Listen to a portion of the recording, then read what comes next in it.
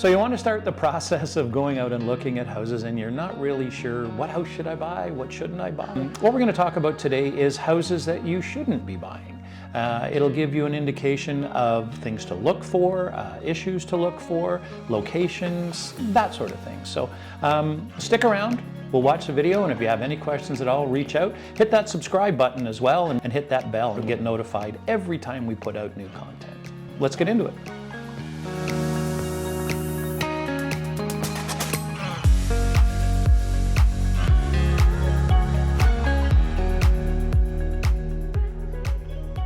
So you reached out to us and you're thinking about buying a house, and obviously there are houses that you shouldn't be buying. There's probably 4 or 5 things that we should have a discussion about. One of them would be, for an example, of foundation problems. What does that look like? Well, usually if you see cracks in your foundation that are going this way, you got a little bit of a problem. Vertical ones you're okay with. Horizontally, generally you have a problem. That means there's a shift in underneath that. So pay attention to that. Other is electrical problems. One of the problems that we have in a lot of cases is people do it themselves. They don't know the first thing about electrical and they end up, double tapping or overloading fuses, which is amazing. The problem with fuses is a 25 amp fuse is this big and so is a 30 amp fuse. So if the fuse blows, you just put in a bigger one. Not the right answer, I guess. So electrical problems, make sure that you have people, qualified people. Maybe you do an ESA on it, which is an electrical safety inspection done by the ESA. So there you can make sure, like aluminum wiring, for an example. There's nothing wrong with it, but it just needs to be maintained. Mold, goodness. Mold is something you can't see. You can smell it sometimes, but if you go up in your attic, as an example, and you look on the sheathing, generally what happens is I'll give you an example. Your vent for your washroom usually, or in a lot of cases, goes into your soffit, or people vent them into the attic.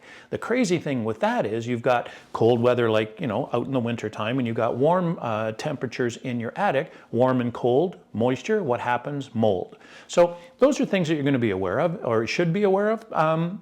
There's a fix for it, but some of it can be very costly, especially if you end up in mold in your walls and that sort of thing. So the first thing is you may smell it, but there is a lot of mold out there that you can't see until you get further inspection. Neighborhoods. There's different types of neighborhoods, and how do you find out about them? Generally, I know this sounds creepy, hang around schools.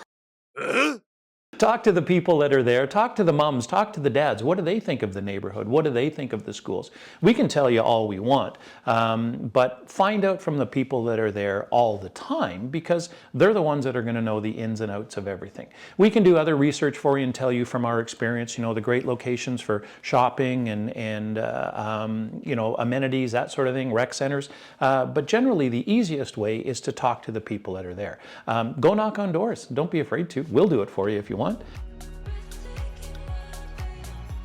The other one be recently flipped houses. So not so much in this market, but in past markets what's happened is people buy the house, they renovate it and bring it back on the market. Well, people that do renovations themselves don't necessarily do the renovations properly. So what does that look like? Well, trim is a great indicator. If you see long pieces of trim and they're not connected, as an example, usually that goes to more of a bigger problem. That what about the other stuff that you've done? If you're not doing that properly, then what is it going to look like with the rest of the stuff?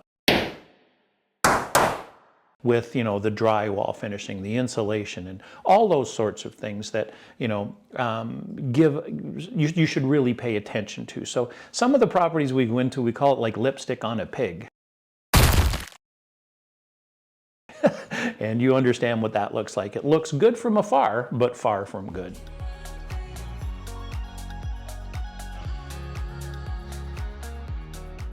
So more to the fact, when you're talking about neighborhoods, there are other things that come into play.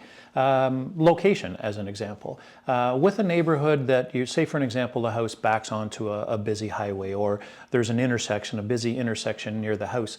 That may be great if you're a commuter, so you got easy access to it. You know, you can head out to work very quickly. But you know, if you're sitting out on your back deck and it's a busy highway, what are you going to hear in the summertime when you're out there enjoying your favorite beverage? Got my morning cup of inspiration.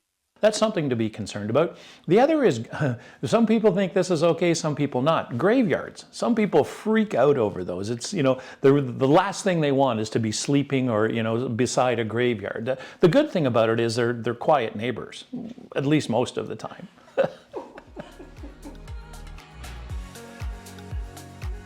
A lot of people fall in love with century homes. Like, they're just incredible because they're so beautiful. They've got 10, 12-foot ceilings. They've got grand entrances, foyers. They're stunning. They're not built like that anymore. The challenge you have with that is what's behind the walls. Knob and tube wiring is something that you need to be aware of. The other is asbestos. There's a good possibility that the finishing on the ceiling has asbestos in it if it's an old home. Lead paint is another one. There's lots of things that you need to be aware of when you get into a century home. Foundations on century homes are incredible because they're rocks probably the size of this desk that are all put together to form your foundation. And what happens with those, as an example, is water comes in. And then you end up, if you go into, my grandparents used to call it the root cellar. That's where you had to go down and get the potatoes.